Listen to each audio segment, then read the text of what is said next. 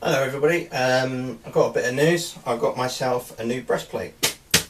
Now I've got this for a couple of reasons. I don't actually have a breastplate that fits me properly. I've got a Gothic cuirass that is a bit of a bad reproduction, a bit too big for me, and so I invested a little bit of money in getting myself one that fits a little bit better. It's not a custom made one, I've got it from the Knyght shop. However, I managed to bend it a little bit into my proportions. Now proportions are very important for a breastplate because if it's too long you can't bend over properly and the breastplate rides up and it can hit your chin. But in this case I've got a cuirass that is short enough so I can actually bend over properly, and it's low enough here so I'm not going to whack my chin. It's not, like I said, it's not super ultra custom made, super spring steel, but it's good enough for what I need it for. Now I need it mainly for artwork, but I'll need it for another reason which I'll explain in a minute.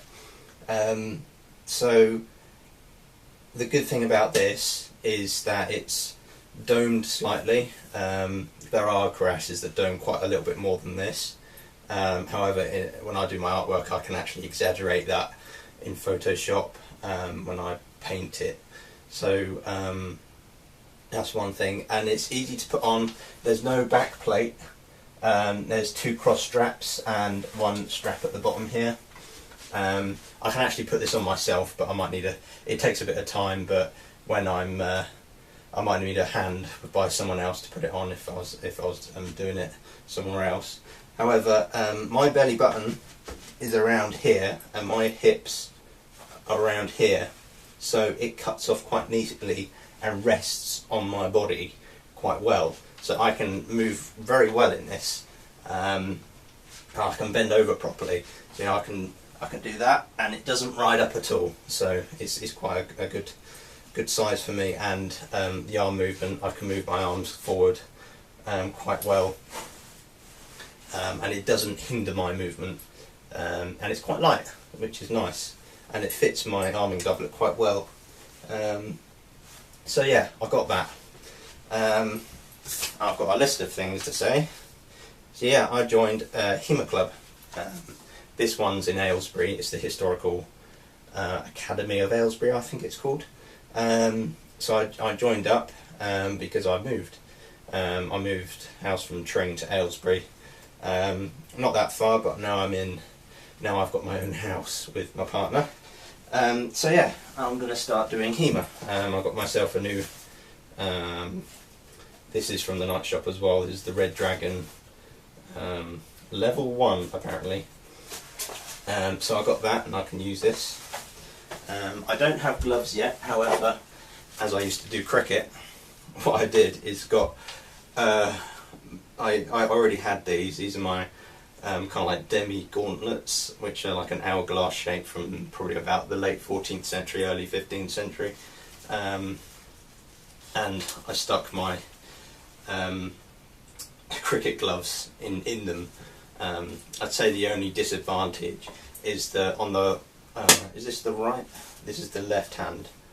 No, this is the right hand. Okay, so on the right hand it has thumb protection. However, on the left hand, no protection.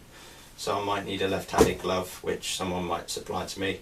But I might have to invest in some proper gloves to prevent my my thumb being broken. I also got myself a collar guard. I might need to iron this into shape because it flaps on the back. It kind of flaps on the back, so I don't really want that, so I'm going to have to sort that out. And I've got myself a sword.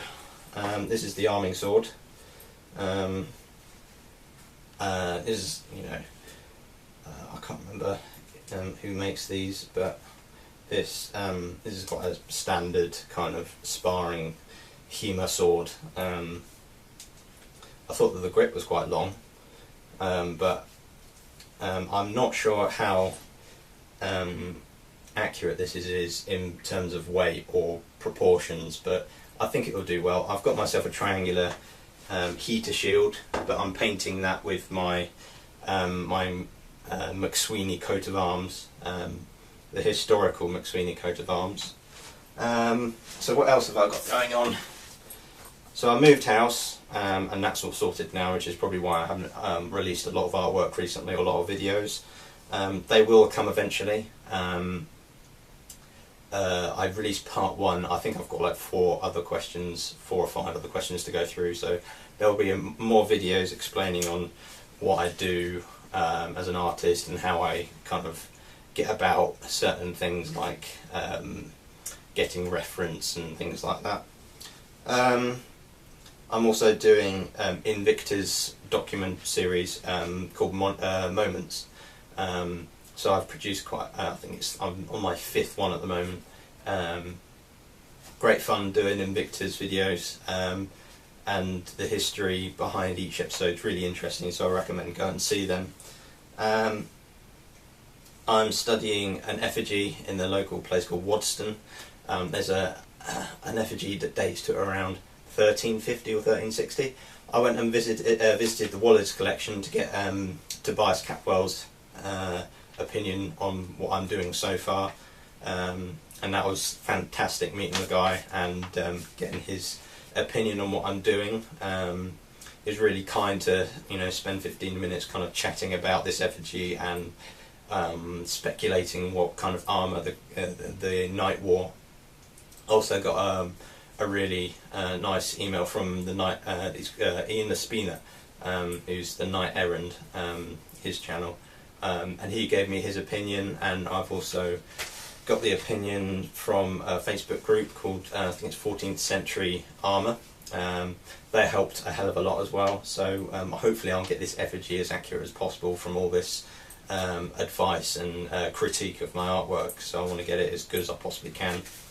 I'm also working on a small Star Wars project. I'm designing a kind of like a Gothic styled stormtrooper, but that's coming about. I'm working on that at the moment, and trying to do Rise of Mordor artwork as well. I've done quite a bit in the past, but as you know, I've moved house. That took up a lot of time, and other projects coming in. Rise of Mordor artwork has kind of gone in the back burner a little bit, but I'm still having that in mind. I really want to work on that because it's great fun working on the Rise of Mordor team. So yeah, that's what I'm doing at the moment. There's a lot going on. I do this HEMA club, which is so much fun.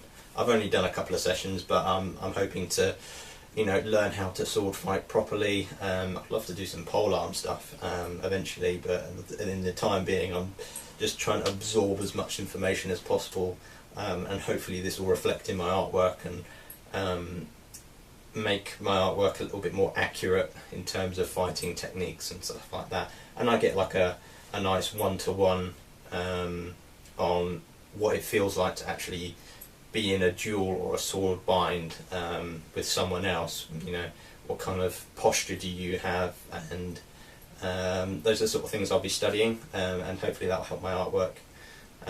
But to be honest, it's just loads of fun doing it anyway, and the people there are really nice.